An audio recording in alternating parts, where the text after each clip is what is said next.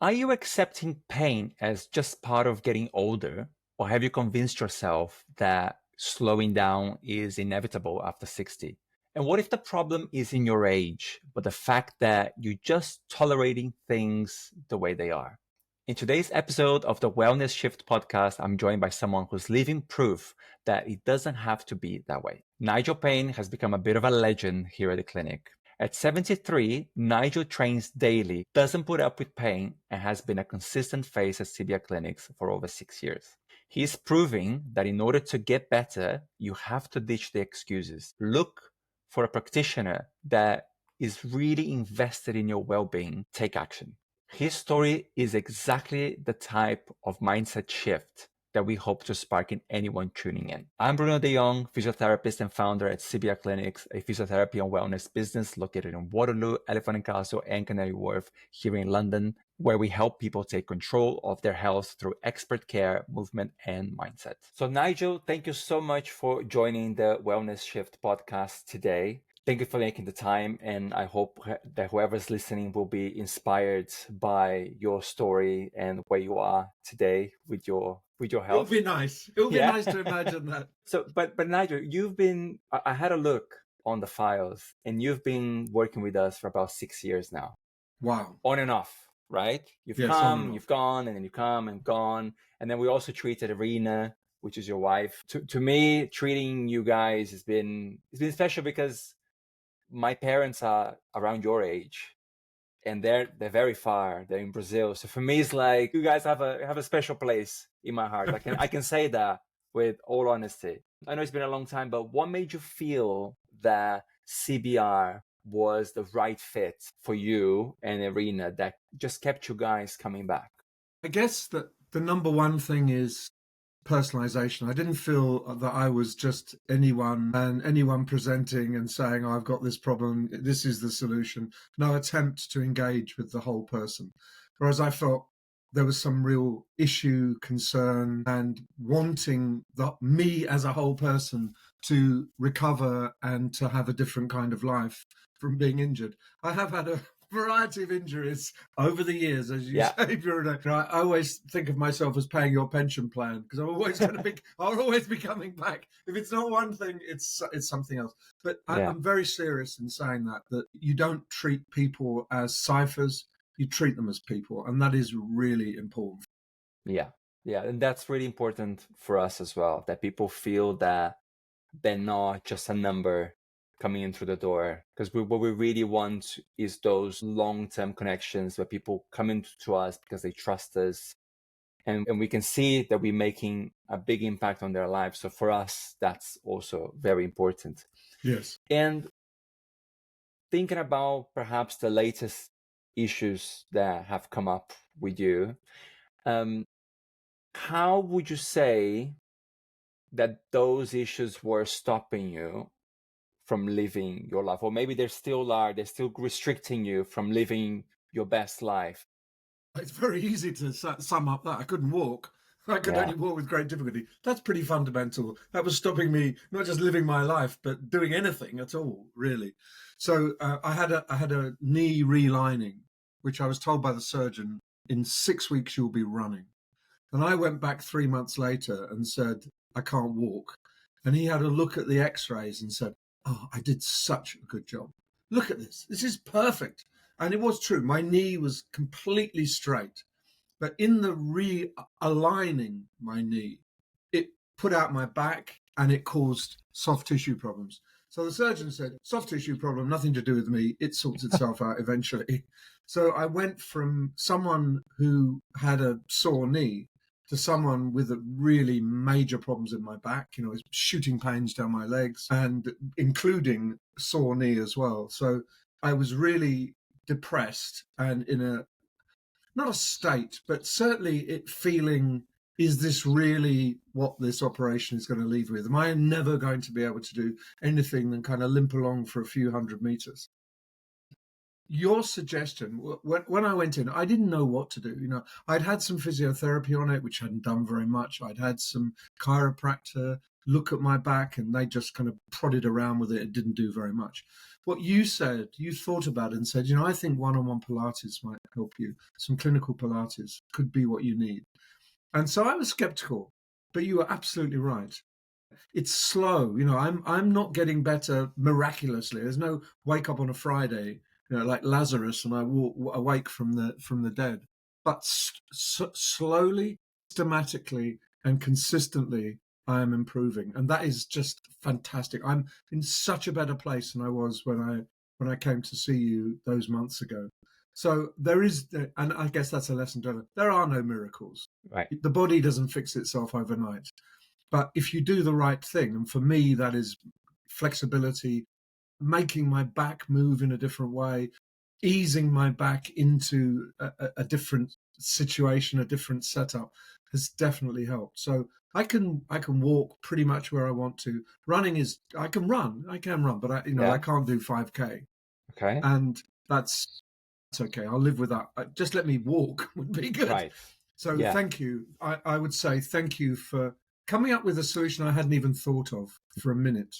That's great. It's worked. And it's combined with some dry needling as well in my back, which has also helped. Yeah. And it's painful, but it's obviously getting at some of the inflammation and tension that's still there in my back. And it's still there. Yeah. I wake up in the morning and I have to really get my back moving. And then I'm fine during the day. And then in the evening, particularly if I do stupid things like sit down for too long, I'm punished. Which we all do. Right. Which we all do. But overall, and I also know what to do now. I've got a mat out now every day. If I'm not in the gym, I will sit and do basic Pilates exercises, even for 5 or 10 minutes. Yeah. Makes a difference.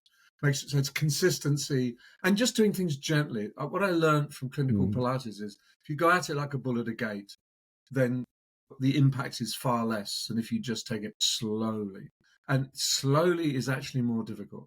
I always, cat cow, I've done it. That's not the way to do it. But she also pointed out to me that my body dysmorphia is such that when I thought I was arching my back, I was actually lowering. So I had completely a misconception in my head of what I was doing. She's corrected that. So now at least I can do the most basic of maneuvers on my own correctly.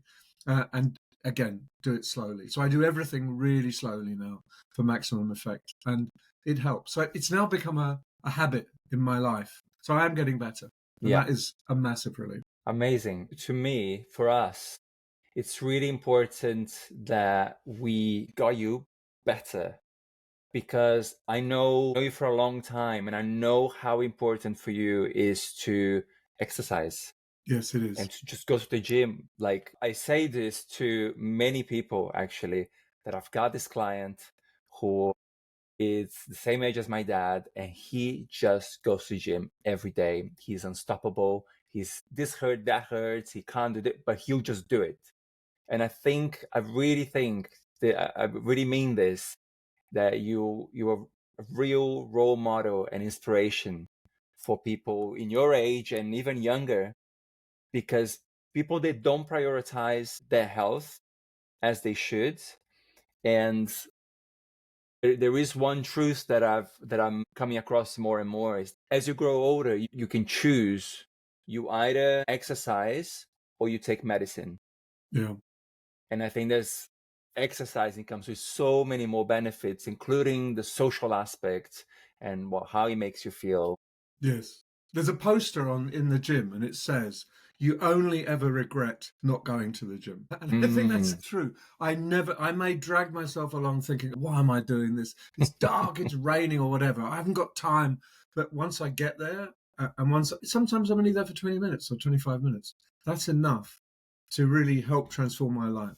So I guess you could say I'm addicted. I'm a hopeless addict. I'm addicted to the gym. That's a very good addiction to have. I think it's an okay addiction. And the gym is a kind of community. And we're all suffering in our own little way, some more overtly than others. But I'm in the habit of exercising and I listen. Yeah. So I'm learning. I know I'm at my age, I should know a little bit more about my body than I actually do. But I'm learning about how it works and how it doesn't work. I'm learning to be patient, and I'm learning to kind of taste the joys of slowly recovering from what should have been, I hoped, was just a minor operation that was going to be after 6 weeks, everything would be fine. And it's now a year. So Yeah. it's been a year of struggle, which is a long time. And I'm an Crazy, isn't it? impatient person, but I've learned that by concerted effort and focus, you actually do, you actually Yeah. help yourself to get better. And that's what I'm determined to do. I do not want to be, inhabited. I don't want to be walking on a walker or walking on 2 sticks or taking, bucket loads of pills just to get through the day. I want to be fit. Right. And you can do it. So do you take any pills for anything? I take a statin, and that's all. That's it. Yes. Amazing. I take vitamin C. Sure. Brilliant. Not That's it. many people can say that Yeah, maybe. they reach, Yes. the 70s and then I only take one thing or don't take. My dad actually, he's 74. He doesn't take anything. Wow. But he's similar to you, as in Yeah. he doesn't work out as much as you do these days, but he does go 2-3 times a week. He goes to gym and just has a personal trainer, whatever he does. Yeah. But for him, it's important as well. And It'll not be many fantastic. people, Not not many take people pills. can say that. So No. you've kind of already answered the question, I guess. But my next question was, why for you is important to be healthy? But you kind of already answered. Is there anything else that you can add to that? You already said community. You don't want to be, going on a walker. Well, it's more about the link between mind and body. Healthy mind, healthy body. Healthy body, healthy mind. I'm still working. I'm writing.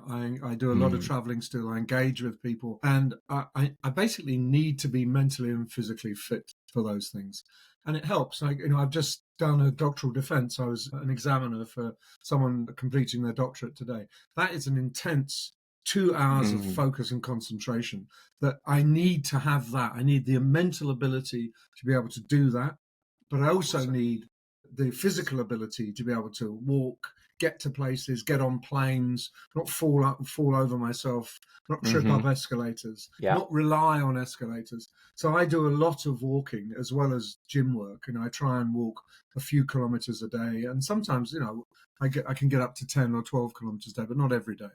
I usually get up to 4 or 5 kilometers a day just by not taking public transport. I don't drive in London, so all of that is helpful. I don't just sit in a car and get that to carry me to the front door and then walk 5 steps.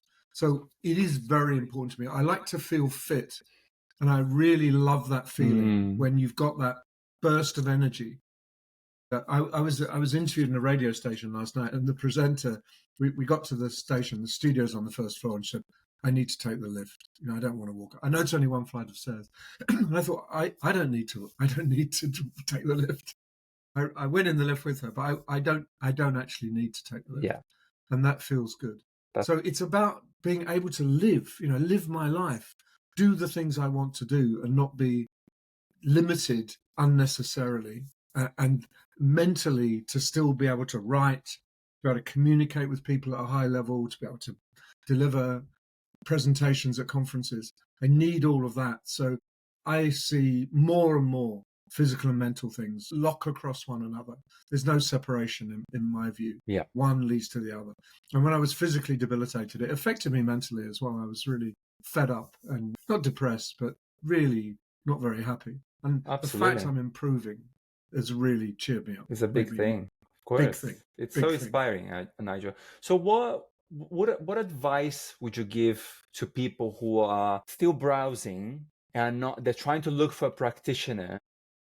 And there's so much noise out there, right? There's so many options out there. What would you say to someone that they should watch out for in terms of service and level of care? Well, I think, first of all, you've got to watch out for magic stuff. When someone promises you just one of these or 2 of these, or you will be utterly transformed, your whole life is going to change in 3 days. All of that stuff is, in my experience, mostly bullshit. I think you need someone who cares about you, who asks the right kind of questions about you, and tailor makes the solutions, the treatments to you as a whole person, and understands the limitations that you face, both the physical limitations, but also, I'm busy. Sometimes I can't do things at the drop of a hat, or I can't be there for a week. Someone who isn't irritated by me not fitting in with them, but they fit in with me. Those things are all really important, and in the end, they become part of the transformation. Mm-hmm. If you can't feel happy, or if you feel you're being pushed through a meat grinder and no one really cares about an individual, I would start thinking again about why am I doing this and what am I doing it for. Yeah, absolutely. For that person who is struggling with pain and is sort of on the fence and unsure about booking the first appointment, what would you say to someone like that? I would say that you get used to pain, you acculturate to pain, and I think that's the worst thing you can do. I think you should be discontented, disgruntled, and unwilling to tolerate that any longer. And you've got nothing to lose. The first appointment is the first appointment. You can walk away. No one's going to tie you down or give you electric shocks if you don't turn up a second time. It's entirely up to you. And I would be the judge. Let your body be the judge. Mm-hmm. It's not what someone tells you is happening. It's what you feel is happening in your body. And I think that if you manage pain only by pills, then you're on a kind of, I feel, on a slow, slippery slope to decline. And I don't want to do that. I want to be pill free. And pain is horrible. It is debilitating. I had pain every day, all day for many, many months. So I know what it's like. And I wanted to do something about it because I wasn't prepared to put up with that as, well, that's your age. That's just, that's where you are. You can do nothing about it. I don't believe you can do nothing about it. So take the first step would be you've got nothing to lose. Just do it, take the right? first step. Just exactly. do it. Yeah. And don't be embarrassed. Don't be afraid. Don't think anyone's going to look down on you. Just do it. Right. And see what happens. Nigel, thank you so much for joining us today, for making the time. It's been an absolute pleasure having you on the podcast. Your story is genuinely inspiring, not just because of how long we've been looking after you at CBR Clinics, but also because your energy, your determination, you just show up every day for yourself. And that's really inspiring. I hope everyone who's listening today has felt as inspired as I have by your story, whether you are in your 60s, your 70s, or even younger. And there's always something you can do to improve how you feel, move, or live, isn't it? Don't feel sorry for yourself. Get stuck in. Right. That's my motto. Yep. That sounds good to me as well. Thanks again, Nigel. And to everyone tuning in, we'll see you on the next episode of The Wellness Shift.